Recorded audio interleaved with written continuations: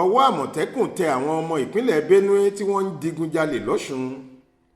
ọwọ́ àwọn ẹ̀ṣọ́ aláàbò àmọ̀tẹ́kùn ìpínlẹ̀ Ọ̀ṣun ti tẹ àwọn ọkùnrin méjì kan lórí ẹ̀sùn olè jíjà.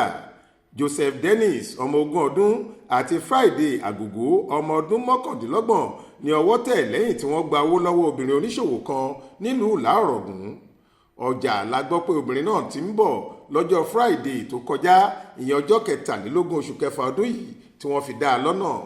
lágbègbè ẹlẹ́mọ ògún lójú ọ̀nà Ìlá-Ọ̀ràngún ni wọ́n ti dá a dúró. wọ́n gba gbogbo owó ọjà tó wà lọ́wọ́ ẹ̀, wọ́n sì tún gbìyànjú láti fi ọ̀bẹ gún un.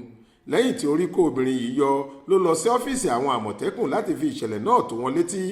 ó sọ fún wọn níbẹ̀ pé lóòótọ́ làwọn afurasí náà da aṣọ dúdú bojú, ṣùgbọ́n òun mọ ohun ọ̀kan lára wọn. bí àwọn àmọ̀tẹ́kùn ṣe bẹ̀rẹ̀ iṣẹ́ ìwádìí nìyẹn, kò sì pẹ́ tí ọwọ́ fi tẹ àwọn méjèèjì tí wọ́n sì padà jẹ́wọ́ pé lóòótọ́ làwọn hùwà láabi náà. alákòóso ẹ̀ṣọ́ àmọ̀tẹ́kùn lọ́ṣùn ajagunfẹ̀yìntì Bashir Adéwìnbí ṣàlàyé pé àwọn èèyàn náà ti jẹ́wọ́ pé àwọn ti ń hùwà láabi náà ti pẹ́ díẹ̀. Adéwìnbí sọ síwájú pé àwọn ti fa àwọn ọkùnrin méjèèjì láwọn ọlọ́pàá lọ́wọ́ fún ìtẹ̀síwájú ìwádìí.